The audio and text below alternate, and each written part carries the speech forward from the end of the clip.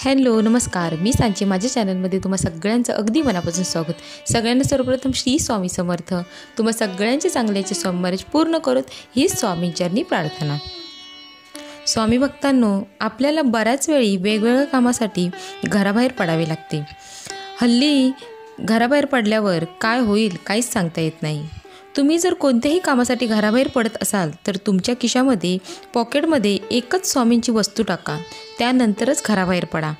कोणती आहे ती वस्तू आपण या व्हिडिओमध्ये पाहणार आहोत, म्हणून व्हिडिओ स्किप न करता पूर्ण पहा। या वस्तूमुळे कित्येक संकटातून, समस्यातून, प्रत्येक अडचणीतून तुमचे रक्षण होईल। स्वामी सदैव तुमच्या सोबत राहतील, सदैव तुमचे रक्षण करतील। फक्त आठवणीने ही वस्तू आपल्यासोबत ठेवावी। असं नाही की कोणत्या ठराविक वेळेला बाहेर जाताना ही वस्तू ठेवावी। सकाळी, दुपारी, संध्याकाळी कधीही तुम्ही घराबाहेर पडताना रात्री जरी पडला तरी तुम्ही घेऊन जाऊ शकता। तुमच्या खिशात ठेवा आणि नंतर घराच्या बाहेर जा। आता ती वस्तू कोणती आहे?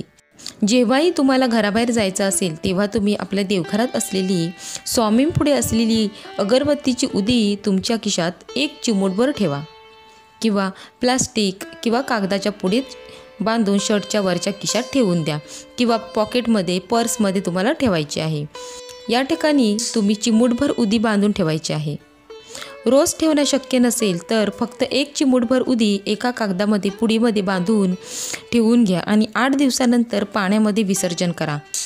आठवड्यानंतर पुन्हा दुसरी उदी त्याच पद्धतीने ठेवायची आहे आणि 8-8 दिवसांनी बदलायची आहे।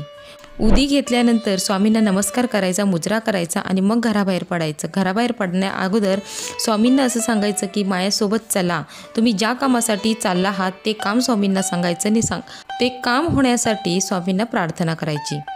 स्वामी तुमच्या नेहमी पाठीशी असतील। कोणत्याही कामात तुम्हाला विघ्न येणार नाही, कारण प्रत्यक्ष स्वामी तुमच्यासोबत असणार आहेत।